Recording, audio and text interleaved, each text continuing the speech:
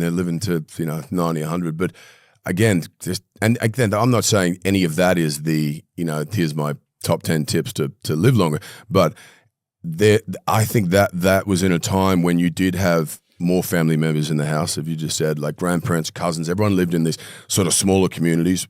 And we're also spread out now. And I don't know about you, but like in the last sort of 5-10 years, I worked really hard to bring my family kind of closer and closer. And we all live in the same area for that reason, because I think a lot of us grew up, or definitely through history, we grew up with bigger households with, shared responsibility. And now you have these little secular sort of, houses where you don't even know your neighbors, and your grandparents live somewhere else. And it feels good when your family's around. Or you know what? Yeah. There's layers to life then, I think, when they're around. Like, there's nothing better than when you're feeling horrible and sad about yourself to be able to look across the room and look in one of your parents' eyes and be like, this is your fault. Yeah. And you can't do that if you're at home by yourself. You can't blame anyone if you're sitting there looking in the mirror, and then it's like your fault. That doesn't work. Yeah. And I think maybe we're going to be getting back towards that, and we may not have a choice just because of like the cost of living and things like that. Yeah.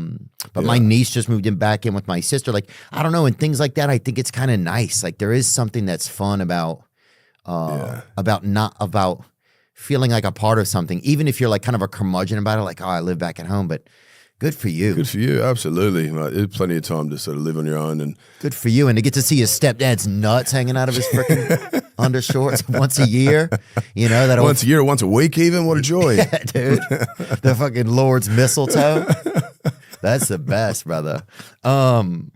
With your father, how is he doing today?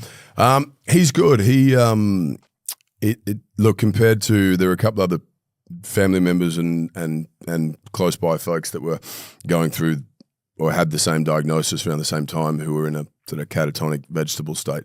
He's he could sit here with us and talk to us, and you might not even know, and you spend enough time, and it's the short-term memories, and then it's the wrong kind of stress that then is really evident. Like stress for him training in the gym and so on, and solving a crossword puzzle, great, but like not finding his keys, and then losing things, and then beating himself up about it. Oh yeah. Then they'll watch his memory go really bad. But wow, so stress is such a big activator. Oh, it's huge. Yeah, he went down. He rides motorbikes and used to race motorbikes, and went down to put some gas in the petrol tank, and then it wouldn't start. And so Mum came, picked him up, went back home. He got home and he said, "Yeah, I needed the key." And she's like, "No, it just didn't start." And he got the spare key, went back down. Didn't start again. He's like, God. And he did that 3 times through the day. By the time then I was at work, I got home and I said, look, I'll just come pick him up, pick the bike up. I put the bike on the back of the car, and he was like, all right, so we're going to your place to get my car, aren't we? And I said, no, Dad, we're taking your bike home. And he's like, what bike? And he had twice in this 10-minute drive, turn around and see the bike in the back of the truck. And that was as strong as I've seen it, and as sort of confronting as it's been. But then the next day, once that problem had been solved, he could sort of, there was a calm and it was better. But he's doing good, man. What's his name? Craig. Hey, Craig. Yeah. What's up, Craig? Yeah. Cheers from the U.S., mate. Yeah, he's a legend. Good day, sir. And what's his trade been? His life? He was a cattleman. Well, he worked in child protection for most of his career, and then when we went to Northern Territory.